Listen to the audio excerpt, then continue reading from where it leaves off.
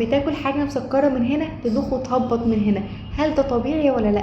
ده اللي انا عايزه اتكلم معاكم فيه النهارده. لو بتحسي دايما بعد ما بتاكلي حاجه مسكره ان انت ضربات قلبك عليت فجاه وجسمك بيترعش وبتعرقي كتير ودايخه وصداع وهبطتي، ده مش طبيعي.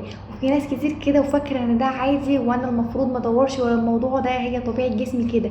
لا، دي علامه بتقول ان في مشكله، فانا محتاجه ادور ورا المشكله دي والحق احلها. طيب ممكن يكون ايه المشكله؟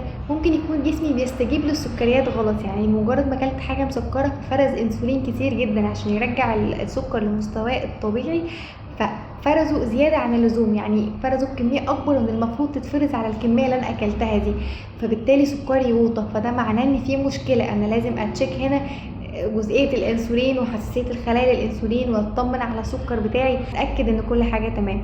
طيب ممكن يكون في ايه تاني؟ ممكن يكون في مشكله في البنكرياس نفسه، ممكن يكون عندي مشكله في هرمون الادرينالين، ممكن يكون عندي مشكله في الغده الكظريه، ممكن كمان يكون عندي مشكله في الضغط، ضغطي بيقع لما باكل. بس هنا بقى ضغطي بيقع لما باكل مش بس لما باكل حاجه مسكره، لا ده لما باكل وجبه تقيله دسمه جدا فضغطي بيوطى، بحس ان انا دايخه ومهبطه وممكن يغمى عليا كمان.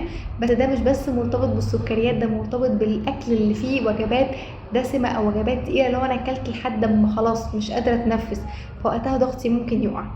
طيب قبل ما اروح للدكتور اعمل ايه؟